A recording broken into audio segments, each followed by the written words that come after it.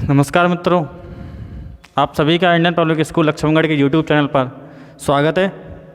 कक्षा 10th में कल हम बात कर रहे थे प्रेजेंट सिंपल टेंस की। प्रेजेंट सिंपल टेंस की जो बारीकियां हैं और जो बेस है उसके बारे में कल हमने बात किया था। आज हम उसके कुछ एग्जाम्पल्स के बारे में बात करते हैं। कल मैंने आपको बताया था कि प्रेजेंट इंडेफिनिट टेंस में या प्रेजेंट सिंपल टेंस में हिंदी जो वाक्य होते हैं उन हिंदी वाक्यों के अंत में ता है, ती है, ते हैं जैसे वर्णों का इस्तेमाल किया जाता है। और कल हमने बात की थी कि प्रेजेंट सिंपल जो टेंस होता है, इस प्रेजेंट सिंपल टेंस में वर्ब के अंतर्गत वर्ब की फर्स्ट फॉर्म या वर्ब की फर्स्ट फॉर्म में एस और ईएस का प्रयोग किया जाता है। अब मैं आपको पुनः बता रहा हूँ कि वर्ब की फर्स्ट फॉर्म का प्रयोग बहुवचनकर्ताओं के साथ किया जाता है और वर्ब की फर्स्ट फॉर्म में एस या ईएस का प्रयोग एक वचनकर्ताओं के साथ किया जाता है। अब एक वचनकर्ता कौन से हैं और बहुवचनकर्ता कौन से हैं? मुख्य और मेन जो बिंदु है वो प्रेजेंट सिंपल टेंस में ये है कि वर्ब के रूप में वर्ब की फर्स्ट फॉर्म या वर्ब की फर्स्ट फॉर्म में एस और ईएस का प्रयोग करते हैं और वर्ब की फर्स्ट फॉर्म का प्रयोग बहुवचनकर्ताओं के साथ किया जाता है और वर्ब की फर्स्ट फॉर्म में एस और ईएस का प्रयोग एक वचनकर्ता के साथ किया जाता है। एक वचनकर्ता होते हैं ही, सी, इट और कोई भी नेम। और बहुवचनकर्ता के रूप में अपन आई, वी, यू और दे जैसे कर्ताओं को शामिल करते हैं। तो ही, सी, इट, नेम इन कर्ताओं के साथ वर्ब की फर्स्ट फॉर्म में एस और ईएस का प्रयोग करेंगे। आई, वी, यू, दे इन कर्ताओं के साथ सिर्फ और सिर्फ वर्ब की फर्स्ट फॉर्म का प्रयोग करेंगे। अब एकवचनकर्ता जो ही, सी, इट, नेम होते हैं उनमें वर्ब की फर्स्ट फॉर्म में एस और ईएस का प्रयोग किया जाता है। तो मुख्य बिंदु होता है कि वर्ब की फर्स्ट फॉर्म में एस का प्रयोग कब करें और वर्ब की फर्स्ट फॉर्म में ईएस का प्रयोग कब करें। तो मित्रों, मैं तुम्हें बता देता हूँ कि यदि कोई भी वर्ब है, कोई भी क्रिया है, उस क्रिया का अंतिम लेटर या अंतिम अक्षर X, C H, S H, double S, O इनमें से होता है, यदि किसी भी क्रिया का अंतिम letter S, C H, S H, double S, O इनमें से होता है तो उस क्रिया के साथ अपन ईएस का प्रयोग करते हैं और इनके अलावा यदि कोई लेटर होता है तो उसके साथ हम एस का प्रयोग करते हैं। ठीक है मित्रों, अब हम कुछ एग्जाम्पल्स की बात कर लेते हैं। एग्जाम्पल से पहले मैंने आपको बताया था और कल मैं आपको पढ़ा रहा था कि टेंसों में हम सेंटेंसों की बात करते हैं और जो सेंटेंस जो पहला सेंटेंस होता है वो पहला सेंटेंस है अपना अफर्मेटिव सेंटेंस। मित्रों, अफर्मेटिव सेंटेंस या फिर इसको हम सिंपल सेंटेंस भी कहते हैं। अब ये अफर्मेटिव जो सेंटेंस होता है इसको हिंदी में कहते हैं सकारात्मक वाक्य या साधारण वाक्य। सकारात्मक या साधारण।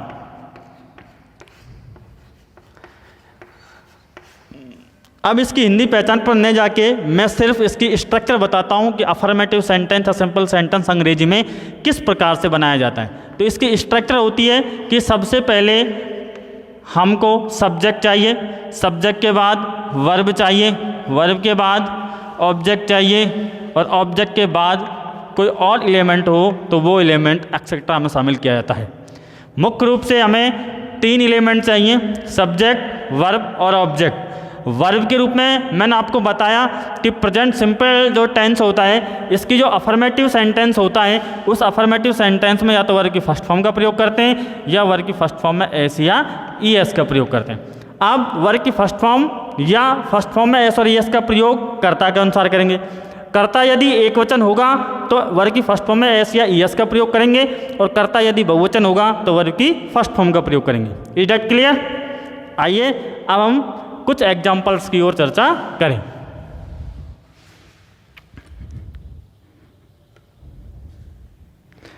सेंटेंस है, एग्जाम्पल है अपना, मेरी माँ मेहमानों के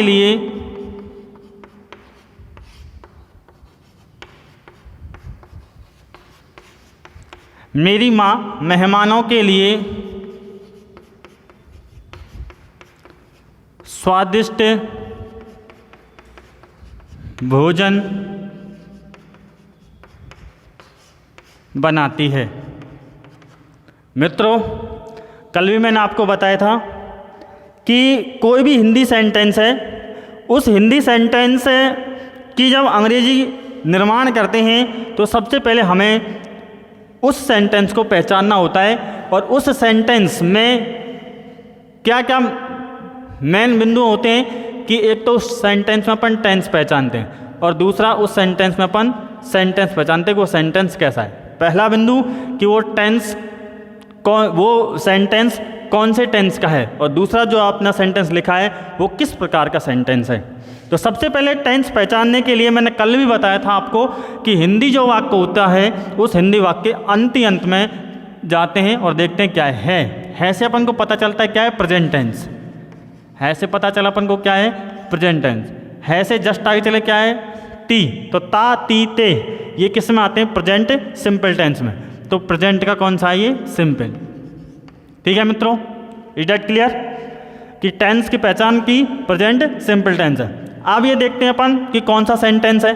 अब ये सेंटेंस जो होते हैं, ये सेंटेंस कई प्रकार के होते हैं। सबसे पहले सिंपल या होता है अफर्मेटिव, दूसरा होता है नेगेटिव, तीसरा होता है इंट्रोगेटिव और चौथा होता है इंट्रोगेटिव नेगेटिव। तो अभी फ़िलहाल हम बात कर रहे हैं सिंपल या अफर्मेटिव सेंटेंस की। तो सिंपल या अफर्मेटिव सेंटेंस को पहचानते हैं कि सबसे पहले वाक्य में कर्ता हो और वाक्य अंत में पूर्ण विराम या फुल स्टॉप हो, वो सिंपल सेंटेंस होता है। तो देखो, मेरी माँ सब्जेक्ट और अंत में फुल स्टॉप, कौन सा सेंटेंस है, सिंपल सेंटेंस।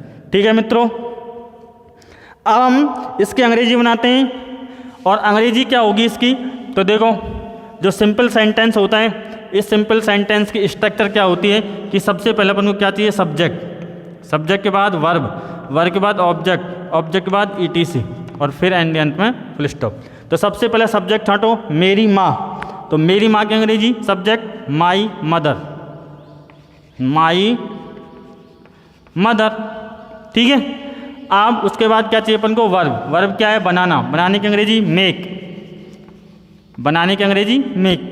अब मेरी माँ, यदि कर्ता एक वचन है तो वर्ब की फर्स्ट फॉर्म में एस या ई एस लगाएंगे और यदि कर्ता बहुवचन है तो केवल वर्ब की फर्स्ट फॉर्म रखेंगे। तो माई मदर, मेरी माँ एक ही है, एक वचन है तो एक वचन में एस। अब देखो, अगर क्रिया का अंतिम letter O X S H C H double S हो तो ई एस लगाते हैं, लेकिन यहाँ क्या है, ई, तो अपन क्या लगाया, एस। माई मदर मेक्स क्या, स्वादिष्ट भोजन, टेस्टी फूड, किसके लिए, के लिए, फॉर मेहमान, guest, for guest.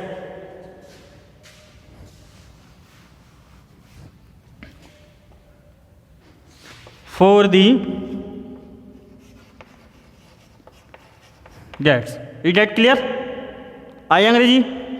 Second example देखो, मैं मंच पर एक भाषण देता हूं। सबसे पहले वही टेंस पहचानेंगे, वही सेंटेंस पहचानेंगे। तो टेंस पहचानने के लिए हमें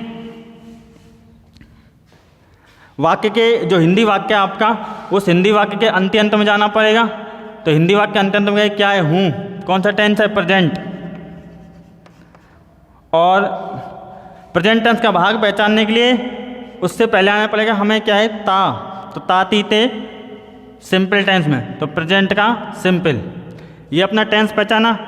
अब अपन सेंटेंस पहचानेंगे। देखो, मैं सब्जेक्ट है और अंत में पूर्ण विराम है, तो ये अफर्मेटिव सेंटेंस या फिर सिंपल सेंटेंस। अफर्मेटिव या सिंपल सेंटेंस कैसे बनाते हैं? सब्जेक्ट, उसके बाद वर्ब, उसके बाद ऑब्जेक्ट, फिर ईटीसी और अंत में फुल स्टॉप। तो सब्जेक्ट देखो क्या है? मैं, आई। उसके बाद अपन क्या चाहिए? वर्ब। वर्ब क्या है? देना, तो देने की गिव। अब देखो अगर कर्ता एक वचन है तो वर्ग की फर्स्ट फॉर्म है एस और यस, और यदि कर्ता बहुवचन है तो केवल वर्ग की फर्स्ट फॉर्म, आई बहुवचन है, गिव। उसके बाद इसमें एस और यस नहीं लगेगा। एक भाषण, ए स्पीच। ए स्पीच कहाँ? On the stage, on the stage, मंच पर, ऑन दी स्टेज। ठीक है मित्रों। अब मैं इसी प्रकार से आप हिंदी वाक्य जो होते हैं प्रेजेंट सिंपल टेंस के, उनकी अंग्रेजी का निर्माण करेंगे। मैं कुछ एग्जांपल्स आपके लिए दे रहा हूँ, आप उन एग्जांपलों का अंग्रेजी में ट्रांसलेशन करें। तो देखिए अगला सेंटेंस है अपना,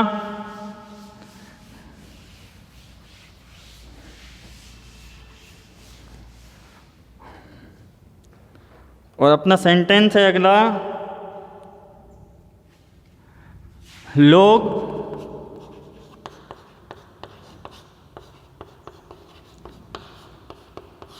गांवों में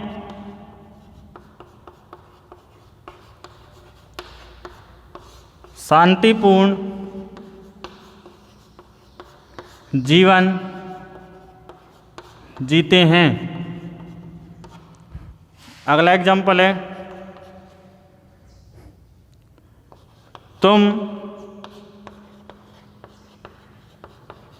तुम्हारे मित्रों के साथ,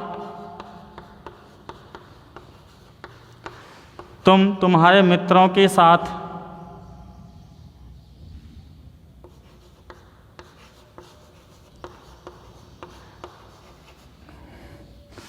तुम्हारे मित्रों के साथ मैदान पर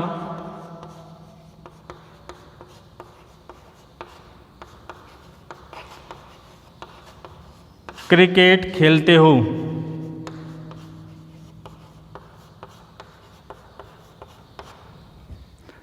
अगला एग्जाम्पल है,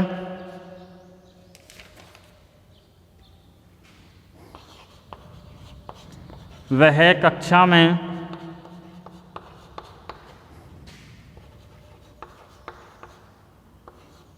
अपने मित्रों के साथ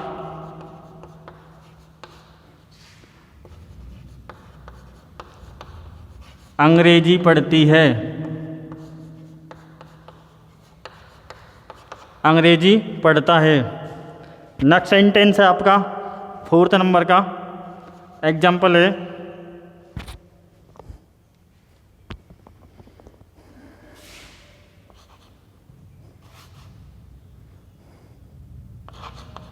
सरोज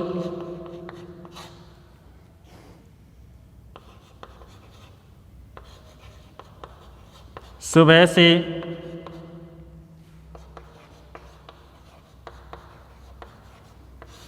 विद्यालय जाती है।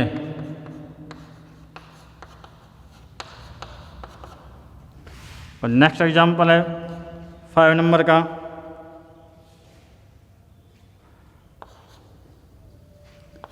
साहिल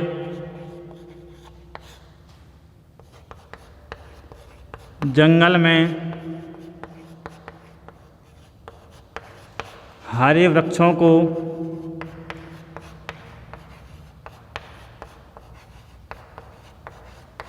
काटता है। Is that clear? ये 5 एग्जाम्पल्स हैं। इन 5 एग्जाम्पल्स की आपको इंग्लिश ट्रांसलेशन करना है, तभी आपको पता चलेगा कि हिंदी से इंग्लिश जो ट्रांसलेशन करते हैं अपन सेंटेंसों का, उनको किस प्रकार से करते हैं। आइए मित्रों नेक्स्ट सेंटेंस की ओर देखते हैं और नेक्स्ट तरीके की ओर देखते हैं। ये आपका प्रेजेंट सिंपल टेंस है, इसका बेसिक चीज़ें हैं। तो आप इन सारे सेंटेंसों का अंग्रेजी ट्रांसलेशन करें और उसके बाद कोई दिक्कत हो तो आगे बात करेंगे। सेकंड बात मैं बताता हूँ कि नेक्स्ट बात जो क्या होती है, सेकंड टाइप इसमें क्या होता है। सेकंड टाइप जो प्रेजेंट सिंपल टेंस जो होता है, इस प्रेजेंट सिंपल टेंस में सेकंड बात होती है कि यदि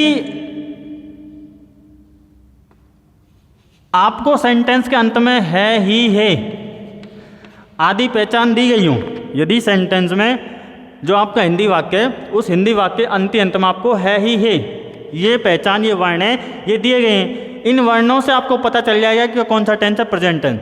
लेकिन क्रिया उसमें नहीं दी गई हो, लेकिन उसमें क्रिया न हो। क्रिया मीन्स जैसे खाना खाता है तो खाता है, पढ़ता है, लिखता है, भेजता है, ये क्रिया नहीं है सेंटेंस में। और सेंटेंस के अंत में है ही है, ऐसे वाक्य हैं, ऐसे वर्ण हैं, तो वो भी प्रेजेंट सिंपल टेंस के अंतर्गत आती है। जैसे मैं एक अध्यापक हूँ, जैसे मैं एक अध्यापक हूँ। अब यहाँ देखो हूँ वाक्यांत में हुआ या, इट मीन्स ये प्रेजेंट टेंस है, लेकिन हूँ से पहले तातीते नहीं है, इट मीन्स क्या ये प्रेजेंट टेंस, प्रेजेंट का सिंपल टेंस नहीं है, तो फिर ये प्रेजेंट का सिंपल नहीं है, तो ये वाक्य किस में काउंट होगा। तो मैं सेकंड टाइप आपको बता रहा हूँ कि यदि वाक्य में है ही, वाक्य अंत में है ही है ये वर्ण आए, लेकिन क्रिया वाक्य में नहीं दी गई। अब देखो इसमें क्रिया नहीं दी गई है, मैं एक अध्यापक हूँ, क्या है अध्यापक, यानी क्रिया नहीं दी गई, क्या कार्य कर रहा है वो नहीं है दिया गया है।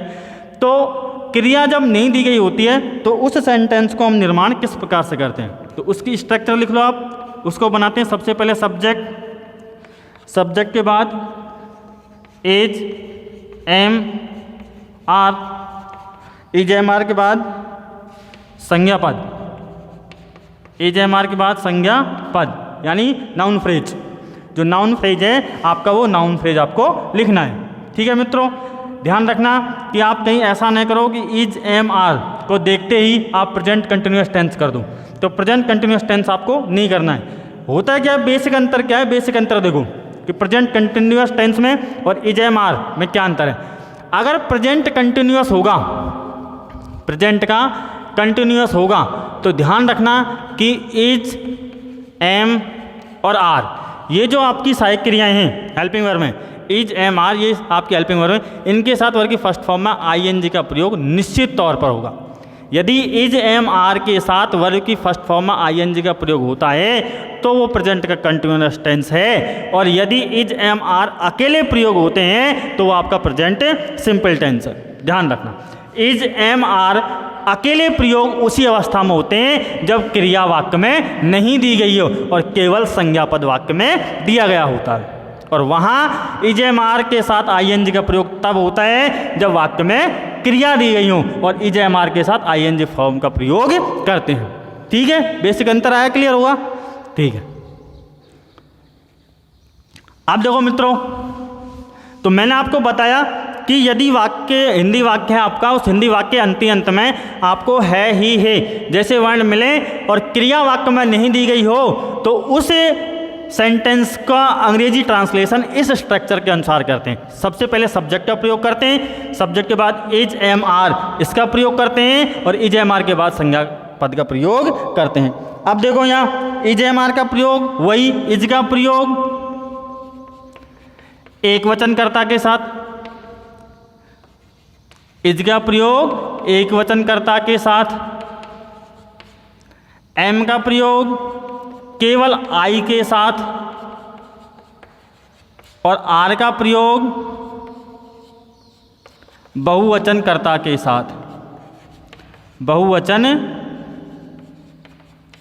कर्ता के साथ। यानी यदि कर्ता आपका एक वचन है तो इज का प्रयोग करना है, यदि कर्ता आपका केवल मात्र आई है तो एम का प्रयोग करना है, और यदि कर्ता आपका बहुवचन है तो आपको किसका प्रयोग करना है, आर का प्रयोग करना। अब एक वचन और बहुवचन मैंने आपको लास्ट टाइम बता दिए थे। चलो अब इन एग्जाम्पल्स की ओर देखते हैं। कुछ सेंटेंस अपना यही, मैं एक अध्यापक हूँ, तो देखो इसकी इंग्लिश ट्रांसलेशन करते हैं, मैं इट मीन्स आई। अब इसमें क्रिया नहीं है, क्रिया नहीं है तो सहायक क्रिया इज एम आर में से किसका प्रयोग करेंगे, आई के साथ। आई के साथ किसका प्रयोग करते हैं, एम का, तो आई एम। अब क्या बचा अपने पास? संज्ञा पद। संज्ञा पद क्या है? एक अध्यापक। I am a teacher, I am a teacher. Clear? अगला एग्जाम्पल देखो, तुम एक योग्य व्यक्ति हो। अगला एग्जाम्पल देखते हैं अपन।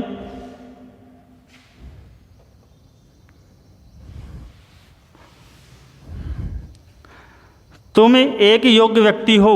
एग्जाम्पल है, तुम एक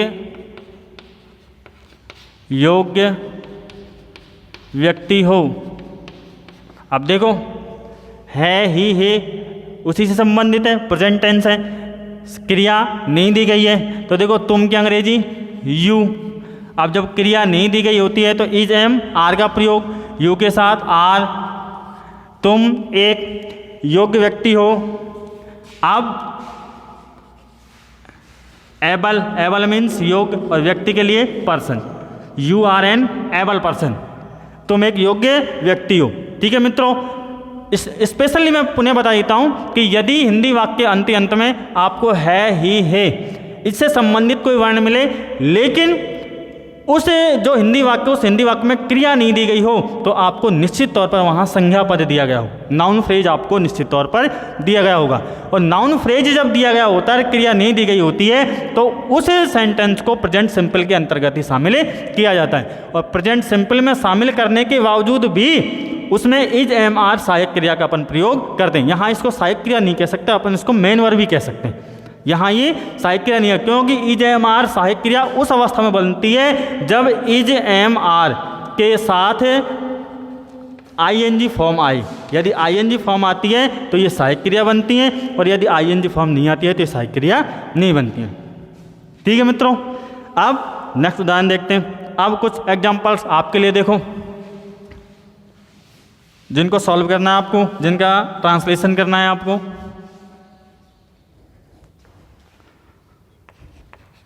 सुधा एक बहादुर लड़की है।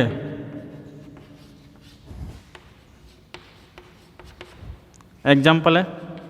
नेक्स्ट एग्जाम्पल है,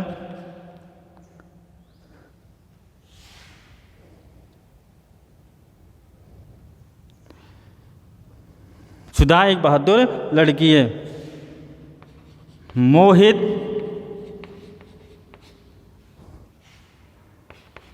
एक ईमानदार लड़का है।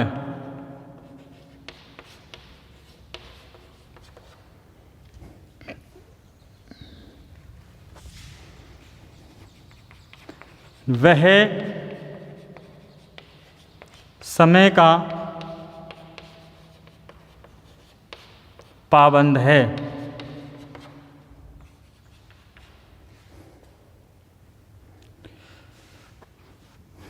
सरिता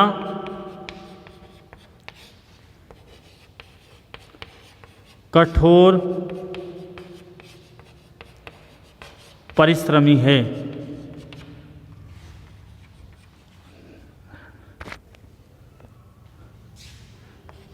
यह एक आम का बगीचा है। ये कुछ एग्जाम्पल्स हैं जिनमें क्रिया का प्रयोग नहीं किया गया है और नाउन फ्रेज का इस्तेमाल किया गया है। तो आप नाउन फ्रेज के हिसाब से इनका इंग्लिश ट्रांसलेशन कीजिए।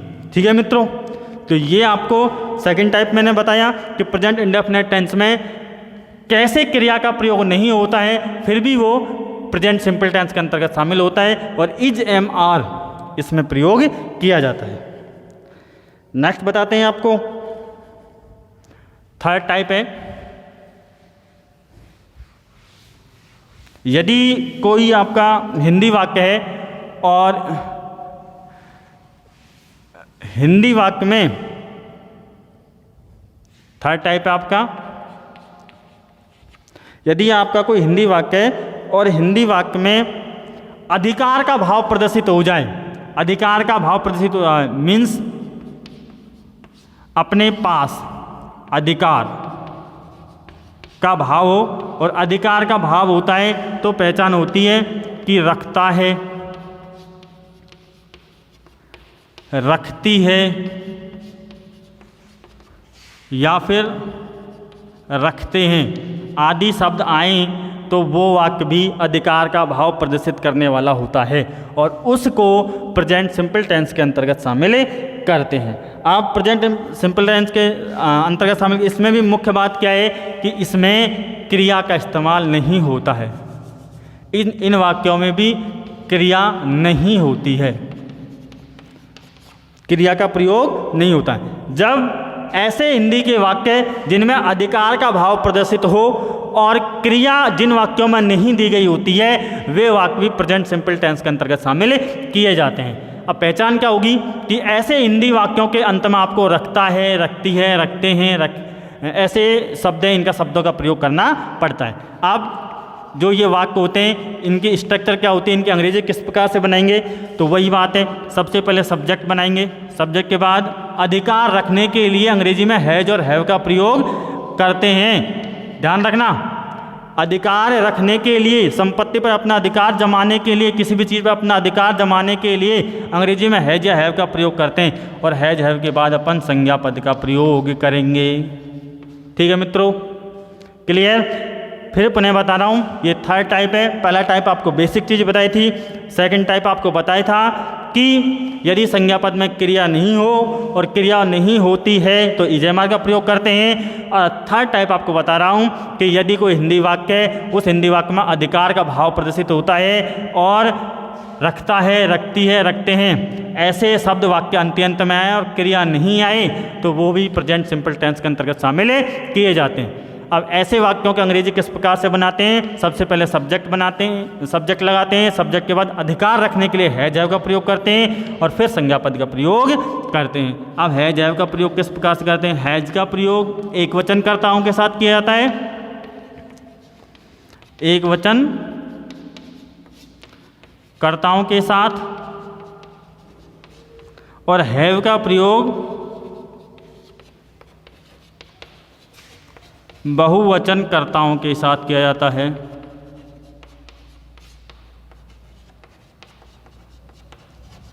एक वचन कर्ताओं के साथ हैज का प्रयोग और बहुवचन कर्ताओं के साथ हैव का प्रयोग करते हैं। ठीक है मित्रों, अब देखो एग्जांपल्स।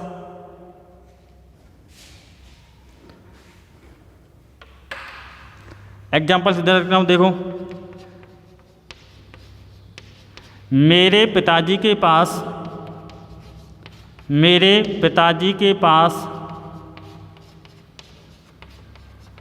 एक स्कूटर है। सेंटेंस देखो, मेरे पिताजी के पास एक स्कूटर है। अब देखो सेंटेंस से पता चल रहा है, पहले तो देखो कि है, वाक्य अंत्यंत में है, इट मीन्स ये सेंटेंस कौन से टेंस का है? प्रेजेंट टेंस का है। लेकिन प्रेजेंट में भी कौन से वाक्य का है ये वो पता करेंगे। तो देखो मेरे पिताजी के पास, यानी के पास, वाक्य में पास आया, या फिर अपन देखें मेरे पिताजी के पास स्कूटर है, स्कूटर पर किसका अधिकार है? मेरे पिताजी का।